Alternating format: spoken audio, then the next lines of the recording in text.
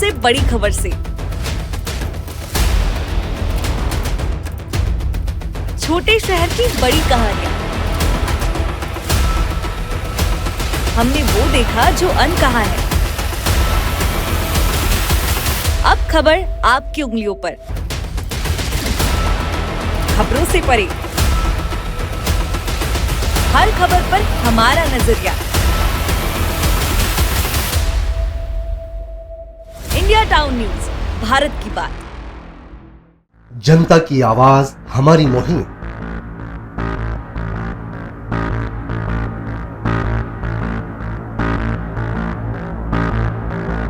Digital युग की नई आवाज। जनता का भरोसा, जनता की जीत, जनता का मत, ये सारी चीजें जब दावे करती है, हारती है, तो ईवीएम पर सवाल क्यों? आपके लिए सबसे बेहतरीन हमारा प्रयास। इस वक्त की सबसे बड़ी खबर आपको बता रहे हैं। इंडिया टाउन न्यूज, भारत की बात। नमस्कार, इंडिया टाउन न्यूज के इस बुलेटिन में आप सभी का स्वागत है और मैं हूं गरिमा त्रिपाठी। समय है इंडिया टाउन न्यूज में मध्य प्रदेश की खबरों का। खबरों को विस्तार से देखने से पहले आइए डालते हैं उन खबरों पर नजर जो बनी है इस वक्त की सुर्खियां।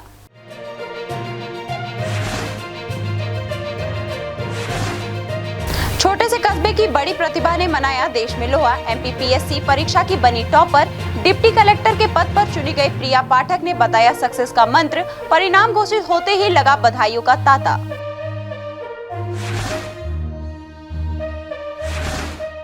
पशु प्रेम की अनोखी मिसाल। बैलों के मौत पर किया गया अंतिम संस्कार। ब्रह्मबोध सहित 3000 लोगों को खिलाया खाना। बैलों की अस्थियों का हुआ गंगा में विसर्जन।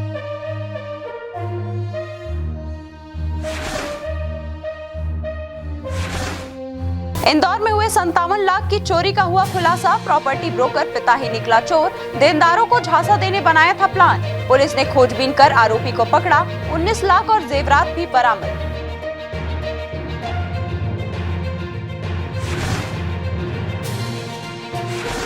और अब खबरें विस्तार से। आजकल के युवा जहां अपना समय मोबाइल और रील्स देखने में बर्बाद कर रहे हैं, वहीं सतना जिले के एक छोटे से कस्बे की बेटी प्रिया पाठक ने आज पूरे प्रदेश सहित देश का नाम रोशन किया है। छोटे से उम्र में प्रिया ने एमपीपीएससी 2019 की परीक्षा में प्रथम स्थान प्राप्त किया, जो देश के हर एक युवा के लिए एक प्रेरणा का विषय है। वहीं प्रिया के परिवार में आज खुशियों का माहौल है। प्रिया ने इसका श्रेय अपने माता पिता और गुरुजनों को दिया है। एमपीपीएससी 2019 के परिणाम की घोषणा हुई, जहां मध्य प्रदेश के सतना जिले के नागौद कस्बे की निवासी प्रिया पाठक पूरे प्रदेश में पहला स्थान प्राप्त किया है, जिनका डिप्टी कलेक्टर पद पर चयन हुआ है। प्रिया के पिता का नाम कृष्ण शरण पाठक है, जो कि नागौर के शासकीय विद्यालय में सहायक शिक्षक के पद पर पदस्थ है। वहीं प्रिया की माता का नाम पुष्पा पाठक है और वह गृहिणी है। एमपीपीएससी 2019 में डीसी में सिलेक्ट होने वाली प्रिया पाठक ने अपनी सक्सेस स्ट्रेटजी के बारे में बताया, कैसे इतनी कम उम्र में उन्होंने सफलता के मुकाम को हासिल किया है। सर बहुत अच्छा लग रहा है और रैंक 1 अपने आप में ही एक थोड़ा शॉकिंग होता है और थोड़ा प्रोसेस करने में टाइम लगता है। तो सर सेटिस्फेक्शन की फीलिंग है, अच्छा लग रहा है और इसका श्रेय मैं बिल्कुल अपने पेरेंट्स को देना चाहूँगी। सारे टीचर्स जिन्होंने मुझे KG1 से लेकर अभी तक गाइड किया है, सारे फ्रेंड्स, मेंटर्स जिन्होंने मुझे इस समय तक मोटिवेट करके रखा है, तो मैं उन सभी को धन्यवाद देना चाहूँगी और श्रेय उनको जाता है। प्रिया पाठक शुरू से ही सभी कक्षाओं में पहले स्थान पर रही हैं और ग्रेजुएट और पोस्ट ग्रेजुएशन में गोल्ड मेडलिस्ट रह चुके हैं। एमपीपीएससी 2019 का रिजल्ट आया है और प्रिया का डिप्टी कलेक्टर पद पर चयन हुआ, जिससे परिवार में खुशियों का ठिकाना नहीं रहा और पूरा परिवार बेहद उत्साहित है। लगातार उनके घर बधाइयों का दौरा जारी है और उन्हें फोन कॉल के जरिए भी बधाई दी जा रही है। इस परीक्षा को आज पास किया बेटी ने, तो बहुत अच्छा लग रहा है और ये बेटी जो है पढ़ने लिखने में शुरू से होनहार थी, थोड़ा सा अपने कर्तव्य के प्रति ईमानदार थी। इसको कभी कहना नहीं पड़ता था कि बेटा आप किताब उठा लो पढ़ो। पहली क्लास से ही ये पढ़ने लिखने में अपने ईमानदारी से पढ़ना लिखना, टाइम से स्कूल जाना, अपना समय से होमवर्क करना। सतना जिले के छोटे से कस्बे की रहने वाली एक बेटी ने पूरे प्रदेश में टॉप करके आज अपना नाम और सतना जिले का नाम पूरे देश भर में रोशन किया है। प्रिया ने कड़ी मेहनत और लगन से सफलता के बाद मुकाम हासिल किए। जिससे हर यूथ को सीख लेनी चाहिए कैसे छोटी सी उम्र में प्रदेश का नाम रोशन कर देश की सेवा के लिए आगे बढ़े। सतना से इंडिया टाउन न्यूज के लिए प्रदीप कश्यप की रिपोर्ट। अपर मुख्य सचिव एवं इंदौर संभाग के प्रभारी मल्ल श्रीवास्तव की अध्यक्षता में इंदौर में संभाग स्तरीय समीक्षा बैठक आयोजित की गई। अपर मुख्य सचिव ने विभागवार चल रहे विभिन्न विकास कार्यों और जन कल्याणकारी योजनाओं की प्रगति की समीक्षा की और अधिकारियों को निर्देश दिए। प्रदेश के मुख्यमंत्री डॉक्टर मोहन यादव ने अपर मुख्य सचिव स्तर के अधिकारियों को संभाग स्तरीय विकास कार्यों की समीक्षा का दायित्व दिया है। ये अधिकारी जिले और राज्य के बीच में सेतु का कार्य करेंगे। इंदौर संभाग का दायित्व अपर मुख्य सचिव मलय श्रीवास्तव को मिला है। अपर मुख्य सचिव की अध्यक्षता में यहां कलेक्टर कार्यालय में इंदौर संभाग में चल रहे विकास कार्यों की प्रगति की समीक्षा बैठक ली। माननीय मुख्यमंत्री जी ने अपर मुख्य सचिव स्तर के अधिकारियों को प्रत्येक संभाग के लिए एक अधिकारी को प्रभारी बनाया है और उसी कड़ी में मुझे इंदौर संभाग का दायित्व दिया है और हम सभी प्रभारी अधिकारियों से ये अपेक्षा की गई है कि हम लोग प्रत्येक 2 माह में एक बैठक करें। मलय श्रीवास्तव ने विभागवार विकास कार्यों और जन कल्याणकारी योजनाओं की प्रगति की समीक्षा की। उन्होंने कहा कि विकास कार्यों की समीक्षा के लिए अब हर माह समीक्षा बैठक होगी। अगले बैठक में मुख्यमंत्री जी सहित अन्य जनप्रतिनिधि भी शामिल होंगे। हर माह एक बैठक वीसी के माध्यम से भी होगी। सभी डिपार्टमेंट की, सभी जिलों की हम लोगों ने समीक्षा करी। अधिकांश प्रगति संतोषप्रद लगी। कुछ ऐसे इश्यूज हैं जिसमें निश्चित तौर पर एक से अधिक विभागों से चर्चा करने की ज़रूरत है। उसमें भी हमने ये तय किया है कि इश्यूज़ हमने जो फ्लैग किए हैं उस पे स्टेट लेवल पे जाके मैं अपने अन्य साथी अधिकारियों से चर्चा करके और उसको निराकरण करने का प्रयास करूंगा। अपर मुख्य सचिव ने यह भी बताया कि दूसरी समीक्षा बैठक के लिए मैदानी स्तर पर पहुंचकर भी समीक्षा की जाएगी। जाहिर है अब मैदानी हकीकत को भी देखा जाएगा।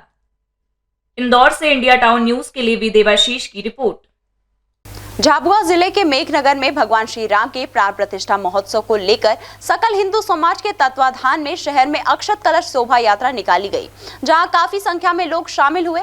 वहीं इस शोभा यात्रा में भगवान श्री राम के नारे से पूरा क्षेत्र गूंज उठा। 22 जनवरी को अयोध्या में होने वाले भगवान श्री राम की प्राण प्रतिष्ठा महोत्सव को लेकर सोमवार को सकल हिंदू समाज के तत्वाधान में अक्षत कलश शोभा यात्रा की शुरुआत गणेश मंदिर से हुई, जो नगर के मुख्य मार्गों से होती हुई शंकर मंदिर पहुंची। अक्षत यात्रा का जगह जगह पुष्प वर्षा से स्वागत किया गया। भगवान श्री राम के जय घोष से शहर गूंज उठा। वहीं अक्षत यात्रा में महिलाएं भी ढोल की ताल पर नाचती नजर आई और जगह जगह अक्षत कलश की पूजा की गई। श्री राम आज श्री राम प्राण प्रतिष्ठा महोत्सव के वहाँ से अक्षय कलश आया है, जो पूरे सकल हिंदू समाज द्वारा नगर में भ्रमण किया गया, जिसमें अधिक मात्रा में महिलाएं और महापुरुष शामिल हुए और पूरे नगर में भ्रमण करके ये शंकर मंदिर प्राण प्रतिष्ठा शंकर मंदिर पर इसका समापन हुआ। नगर के सभी लोगों ने इसका पूरा उत्साहवर्धन किया, जगह जगह स्वागत किया गया, सभी ने पूर्ण सहमति से अपना ये योगदान दिया। झाबुआ से इंडिया टाउन न्यूज के लिए भूपेंद्र बरमंडलिया की रिपोर्ट। शहर में हर कॉलोनी और छोटे बड़े बाजार में सांची पार्लर के नाम पर गुमटियां रखी हुई है। फुटपाथ, रोड डिवाइडर और ग्रीन बेल्ट एरिया में रखे इन पार्लर से ट्रैफिक भी अव्यवस्थित हो रहा है। वहीं अवैध सचिव पार्लर को हटाने के लिए नगर निगम की ओर से जल्द ही कार्रवाई शुरू की जा रही है, जबकि वैध पार्लरों से बकाया वसूली के लिए सख्ती भी की जाएगी। गौरतलब है कि नगर निगम ने शहर में संचालित हो रहे तमाम सांची पार्लर से बकाया वसूली के लिए अभियान शुरू किया है। इसके तहत नगर निगम का राजस्व अमला सभी पार्लर वालों को नोटिस जारी कर रहा है। अब नगर निगम ने सांची पार्लरों को बकाया वसूली का नोटिस देने से पहले यह देखेगा कि पार्लर 2006 से पहले का है और उसके नगर निगम की ओर से अनुमति दी गई है। निश्चित ही भोपाल में एक बड़ी संख्या में सांची पार्लर के नाम पर लोगों ने गुमटियां लगाकर रखी हुई हैं और उससे कहीं न कहीं नगर निगम में लोग दोषारोपण करते हैं कि सभी जगह गुमटियां लगी हुई है। इसलिए पहले ही कार्यक्रम बनाया था कि नगर निगम के माध्यम से भोपाल में कितने सांची पार्लरों को सांची दुग्ध संघ ने अनुमति दी है, कितने वैध लगे हुए हैं और कितने अवैध लगे हुए हैं, उस पर नगर निगम कार्यवाही कर रही है।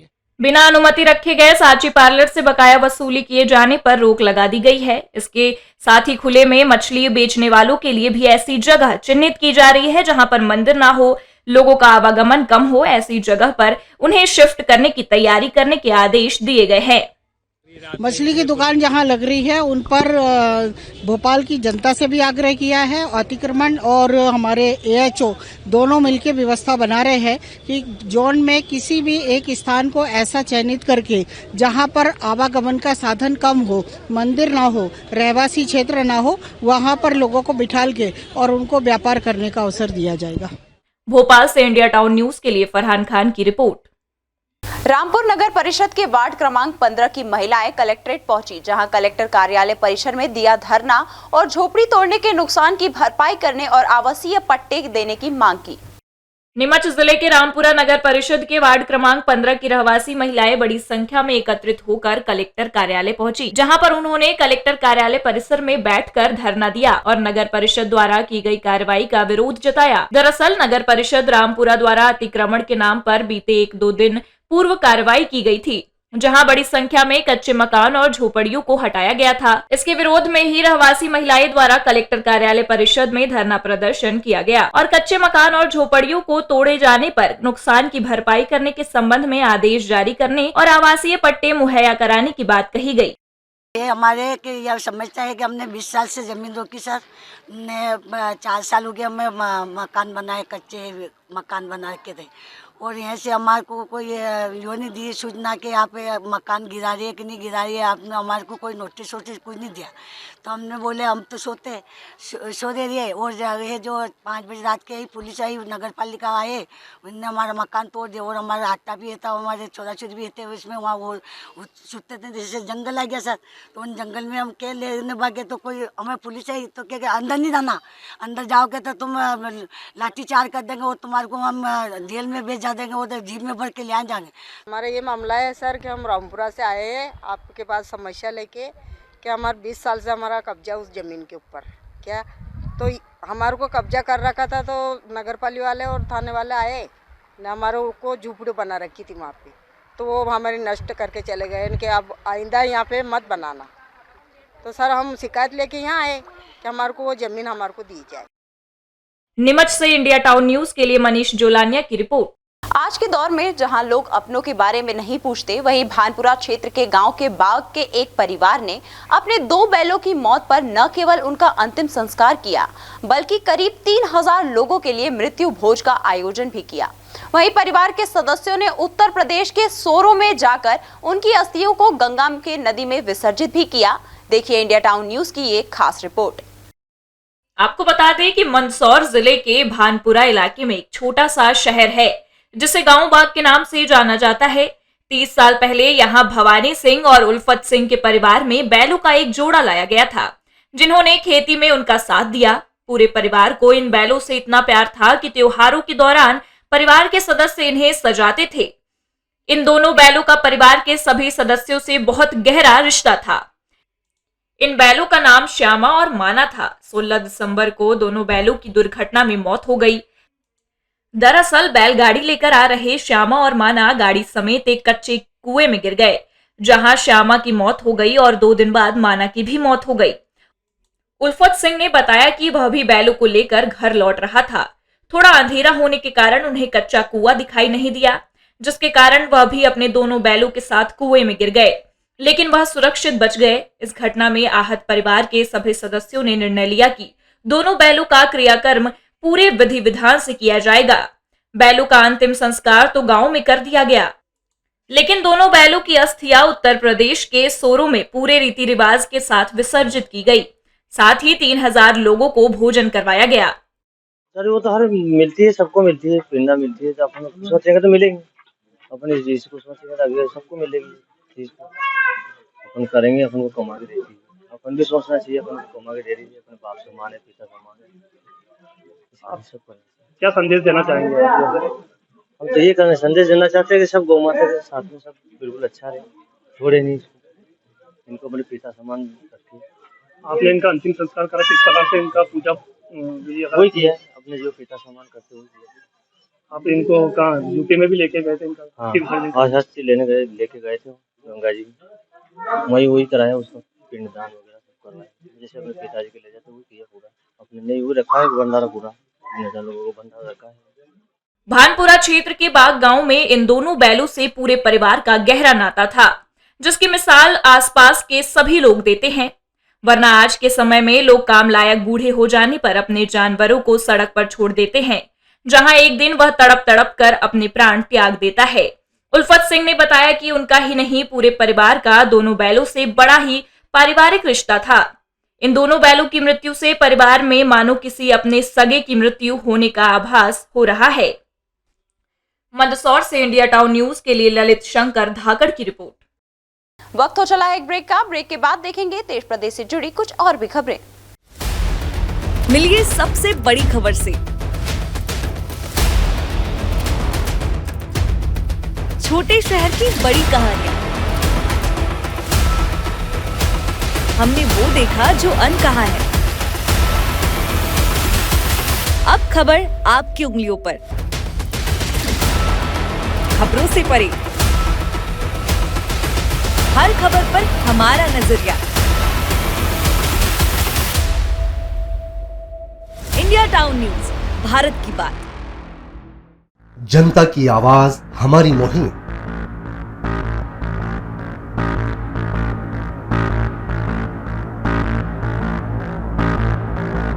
डिजिटल युग की नई आवाज।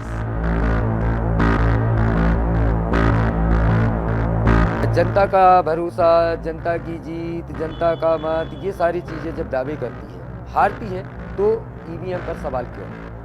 आपके लिए सबसे बेहतरीन हमारा प्रयास। इस वक्त की सबसे बड़ी खबर आपको बता रहे हैं। इंडिया टाउन न्यूज, भारत की बात। ब्रेक के बाद आपका स्वागत है। इंदौर की द्वारकापुरी पुलिस ने प्रॉपर्टी ब्रोकर के घर हुए 57 लाख रुपए की चोरी का खुलासा कर दिया है। मामले में फरियादी का प्रॉपर्टी ब्रोकर पिता ही चोर निकला। ब्रोकर पर लाखों की देनदारी है और देनदारों को झांसा देने के इरादे से उसने चोरी का यह स्वांग रचा। बता दें कि ब्रोकर के बेटे ने ही पुलिस में रिपोर्ट दर्ज कराई थी। पुलिस ने आरोपी के कब्जे से 19 लाख रुपए नगद और सोने चांदी के आभूषण जब्त किए हैं। बीते दिनों द्वारिकापुरी कॉलोनी में रहने वाले प्रॉपर्टी ब्रोकर संजय पाटिल के बेटे ने पुलिस ने शिकायत दर्ज कराई थी कि पिता घर के पीछे कमरे में सो रहे थे और बाकी लोग शादी में बाहर गए हुए थे। इस बीच अज्ञात व्यक्ति घर के गेट का नकूचा तोड़कर अंदर घुसा और अलमारी में रखे 57 लाख नकदी और 2 लाख से ज्यादा कीमत के जेवरात चुरा ले गया। इस पर पुलिस की टीम जांच में जुटी है। तमाम पहलुओं और सबूतों के आधार पर पुलिस ने मामले का खुलासा किया तो सभी हैरान रह गए। चोर शिकायतकर्ता का प्रॉपर्टी ब्रोकर पिता संजय पाटिल ही निकला, जिसकी रिपोर्ट पर से मुकदमा पंजीबद्ध किया गया था। पूछताछ के दौरान उनके और उनके परिजनों द्वारा बताया गया कि लगभग 53 लाख रुपए का नगद जो था वो उनकी अलमारियों में रखा हुआ था, जो कि कोई अज्ञात चोर चुरा कर ले गया है। इस पर से लगातार जितने संबंधित लोग हैं उनसे पूछताछ करने पर, आसपास के सीसीटीवी फुटेज चेक करने पर और भी टेक्निकल एविडेंसेस को एनालिसिस करने पर ये ज्ञात हुआ कि ये जो अमाउंट इनके द्वारा चोरी होना बताया गया है वो असल में इनके पिताजी संजय पाटिल के द्वारा अपने उधारियों को चुकाने के लिए और उनके जो रियल एस्टेट्स की डील्स हैं उसमें धोखाधड़ी करने की मंशा से उसको मिस अप्रोप्रिएट किया गया था और उससे चोरी हुआ जाना दिखा करके अपने देनदारों से बचने का प्रयास किया गया था। दरअसल प्रॉपर्टी बेचते खरीदते आरोपी संजय पाटिल ने एक साथ कई सौदे कर लिए, जिससे उसकी लोगों को देनदारी बढ़ती गई। फिर उसने देनदारों से बचने के लिए यह चोरी करने की योजना बनाई। इस प्रकार से इस पूरे मामले में जो पैसा जाना बताया था उसमें लगभग 19 लाख रुपए नगद में जब्त किया गया है। जो सोने का हार चोरी गया था उसको जब्त किया गया है और इस प्रकार से अन्य जो सोने चांदी की जरूरत है उसको जब्त किया गया है। आरोपी के विरुद्ध वैधानिक कार्रवाई की जा रही है। संजय पाटिल जो है ये रियल एस्टेट का काम करते हैं। इसमें अलग अलग संपत्तियों के सौदे करके उनको बेचने और खरीदने में कमीशन कमाने का काम करते हैं। इसी प्रकार से लगातार काम करते करते इन्हें 1 से लेके कई सारी डील्स एक साथ करते हैं और उसमें पैसों की लेनदारी और देनदारी बढ़ती चली गई, जिसमें अपनी देनदारी कंप्लीट चुकाने के लिए पैसों का मिसअप्रोप्रिएशन किया गया। यहाँ पर पुलिस ने आरोपी को गिरफ्तार कर उसके पास से 19 लाख नकदी और जेवरात जब्त कर लिए हैं। बाकी की रकम को लेकर भी पूछताछ कर रही है। इंदौर से इंडिया टाउन न्यूज के लिए भी देवाशीष की रिपोर्ट। जबलपुर में धान खरीदी को लेकर बड़ा फर्जीवाड़े का मामला सामने आया है। यहां पर बिना खरीदी केंद्र बनाए हुए किसानों के नाम से धान खरीदकर वेयरहाउस में रख दी गई। मामले पर खाद्य नागरिक आपूर्ति एवं उपभोक्ता संरक्षण संचालनालय ने 20 अधिकारियों की टीम गठित की है, जो कि ऐसे वेयरहाउस में रखी धान की जांच करेंगे। 42 वेयरहाउस की जांच कर भोपाल से आई टीम किसानों के कथन ले रही और रिपोर्ट भोपाल भेजेगी। जानकारी के मुताबिक 1 दर्जन से अधिक गोदाम में बिना शासन की अनुमति के हजारों क्विंटल धान का स्टॉक कर लिया। जिले के प्रशासनिक अधिकारियों को इसकी जानकारी पहले से ही थी, लेकिन उनके द्वारा किसी भी तरह की कार्यवाही नहीं की गई। वहीं अपर कलेक्टर मीशा सिंह ने जानकारी देते हुए बताया कि धान उपार्जन को लेकर कुछ गोदाम वेयरहाउस में फर्जीवाड़ा की सूचना जिला प्रशासन को मिली थी। जबलपुर में जो धान उपार्जन हम लोगों के चल रहा है, उससे संबंधित हम लोगों को कुछ शिकायतें प्राप्त हुई थी, जिसके संबंध में 2 स्तर से जांच कमेटियां को गठित करा गया है। इसमें एक जांच कमेटी जो है भोपाल स्तर से भी बनाई गई है, जिसमें विभिन्न कनिष्ठ आपूर्ति अधिकारियों को यहाँ पे जिले पे भेजा गया है। उनकी तरफ से उनको सहयोग के लिए भी और एक पारदर्शिता पूर्णतः मेंटेन करने के लिए भी जिले की तरफ से भी हमारे जो राजस्व के अधिकारी हैं और हमारे जो डिप्टी कलेक्टर्स और OICs हैं, उनको भी इस टीम के साथ टैग करा गया है। हम लोगों को जांच के बिंदु ऑलरेडी संधारित करके दिए गए थे, जिनके बेसिस पे हमें जांच करनी है, जिसमें हम लोगों को पंजीयन से लेकर के धान और धान का कितना रकबा है, ये सारी जांच करने के हम लोग को निर्देश दिए गए हैं। एक इंटरिम रिपोर्ट ऑलरेडी इसकी तैयार हो चुकी है। जिला प्रशासन के राजस्व एवं डिप्टी कलेक्टर रैंक के अधिकारी मामले की जांच कर रहे हैं। जल्दी मामले में जांच रिपोर्ट पेश कर दी जाएगी। जबलपुर से इंडिया टाउन न्यूज के लिए दिनेश चौधरी की रिपोर्ट। सीहोर जिले के भैरुंदा क्षेत्र में कहीं रात के अंधेरे में तो कहीं दिन के उजाले में नियमों को ताक पर रखकर अवैध रूप से मिट्टी कोपरा का उत्खनन जोरों से किया जा रहा है। वहीं पुलिस प्रशासन सब कुछ जानते हुए भी चुप्पी साधी हुई है। भैरुंदा के लाड़कोई अंतर्गत ग्राम झाली सहित क्षेत्र के अनेकों स्थान पर मिट्टी कोपरा का अवैध उत्खनन जारी है। मामला झाली पंचायत का है, जहां रात्रिकालीन में धड़ल्ले से कोपरा का खनन कर परिवहन किया जा रहा है। पूर्व में माफिया द्वारा दिन दहाड़े ही किया जा रहा था। जब ग्राम पंचायत झाली की पंचायत द्वारा संबंधित अधिकारियों को अवगत कराया गया तो कुछ दिन तक तो खनन बंद रहा, लेकिन फिर माफिया द्वारा पैर पसारते हुए अब रात्रिकालीन में खनन पर परिवहन किया जा रहा है। उनका क्या है, ये बिना परमिशन के डंपर चल रहे हैं। मैंने 1-2 बार उनको समझा भी दिया था। तो ये क्या करते फिर रात को 11-12 के बाद में तो सुबह 4-5 बजे तक चलाते हैं। ये मैंने एक आध बार मैंने SDM साहब को मैंने व्यक्तिगत कॉल करके उनको मामला उनको संज्ञान में लाया था और माइनिंग जो अधिकारी है मैंने उनको भी फ़ोन लगवाया था 1-2 बार कि सर इसी से यहाँ पे अवैध उत्खनन हो रहा है, तो उसके ऊपर या तो परमिशन देकर व्यवस्थित ढंग से खुदवाए। नहीं उन्होंने लिया है, लेकिन वो पहले 24 घंटे चल रही दिन में भी। अब वो जब से उनका फ़ोन शायद उनको सूचना मिल गई होगी, तो जब से नाइट में चला रहे, रात को चला रहे, जब सब लोग सो जाते उस समय। सीहोर से इंडिया टाउन न्यूज के लिए वसीमुद्दीन की रिपोर्ट। कानपुर जिले के नेपानगर में जंगलों से भटककर बस्तियों के आसपास पहुंच रहे बाघ ने ग्रामीण क्षेत्रों में दहशत का माहौल बना दिया है। मंगलवार को नेपानगर क्षेत्र के रतागढ़ स्थित डैम के पास बाघ बैठा नजर आया, जिससे आसपास के गांव में दहशत का माहौल है। ग्रामीण डर के कारण खेत नहीं जा रहे हैं। दरअसल किसान गणेश सबकाले खेत में पानी देने गया तो उसकी नजर बाघ पर पड़ी। डरते हुए उसने अपने मोबाइल कैमरे में कैद कर लिया। इसके बाद वन विभाग को सूचना दी गई। ग्रामीणों ने मौके पर पहुंचकर वीडियो बनाए और इंटरनेट मीडिया पर वायरल कर दिया। वीडियो वायरल होने के बाद खबर पूरे क्षेत्र में आग की तरह फैल गई। नेपानगर रेंजर तरुण आहनिया का कहना है कि सर्चिंग और पगमार्ग में मिलने के बाद ही इसकी पुष्टि की जा सकती है। उल्लेखनीय है कि रतागढ़ डैम के पास बहती नदी के पास बाघ बैठा था। हमको भी एक वीडियो यहाँ पर आया था मेरे पास कि भाई यहाँ रतागढ़ में डैम के पास में कोई बाघ वगैरह देखा है। तो जैसे मेरे को सूचना मिली, हम टीम के साथ यहाँ पे आए हैं। मौके की हमने अभी सर्चिंग की, क्योंकि अभी शाम हो गई है, तो इसके लिए हम पुख्ता अभी कुछ नहीं कर पाए। कल सुबह फिर से हम सर्चिंग शुरू करेंगे इसकी। है ना। जो उन्होंने लोकेशन दिखाई उससे तो ये लग रहा है कि जो उन्होंने वीडियो हमको दिया है वो लोकेशन वही है, और हो सकता है तो हम कल सुबह एक बार और उसको अच्छे सर्च करके उसके बाद ही बता पाएंगे कि लोकेशन है, और है तो कहाँ है, किस तरफ गया है ना। अभी हमने ग्रामीणों को सतर्क रहने के लिए वो कहा है कि भाई अभी रात में कोई इस तरफ ना आए, और किसी को अगर काम भी हो तो झुंड बना के आए, और कुछ भी अगर करना है, कोई जानवर रहता तो हम कोशिश करें कि उससे दूरी बना के रखें। वहीं वन विभाग ने फिलहाल ग्रामीणों से सतर्कता बरतने को कही है। बुरहानपुर से इंडिया टाउन न्यूज के लिए सोनू सोहले की रिपोर्ट। मोबाइल एडिक्शन ने फिर एक नाबालिग की जान ले ली। माता पिता ने मोबाइल कम चलाने के लिए नाबालिग को डांटा तो उसने जहर खाकर आत्महत्या कर ली। इंदौर में नाबालिग द्वारा मामूली बात पर आत्महत्या करने का 3 दिनों से दूसरा मामला है।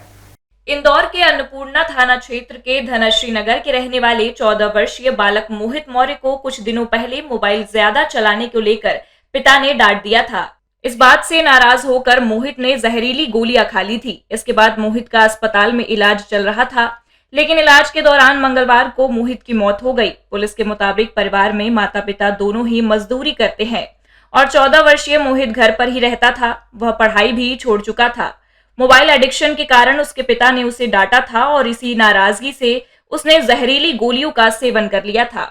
एक 14 साल के बच्चे के द्वारा दिनांक आज से लगभग 12-15 दिन पहले सल्फास या रैट पॉइजन खा के आत्महत्या करने का प्रयास किया गया था, जिस पर से वो उसको इलाज के लिए अस्पताल लेके जाया गया था। इलाज के दौरान में जांच थाना जब आया तो उसमें जांच करी गई। जांच में ये चीज़ सामने आई कि मोबाइल चलाने की बात पर से माता पिता ने उसको डांटा था, जिस पर नाराज़ होकर उसने गुस्से में इस प्रकार से कदम उठाया था।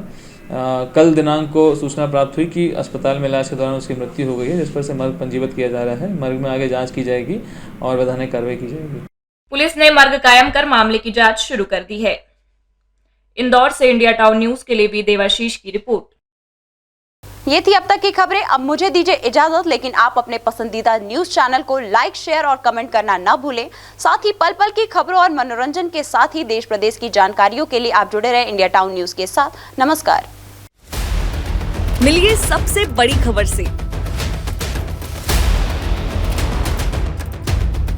छोटे शहर की बड़ी कहानियां। हमने वो देखा जो अनकहा है। अब खबर आपकी उंगलियों पर। खबरों से परे, हर खबर पर हमारा नजरिया। इंडिया टाउन न्यूज, भारत की बात।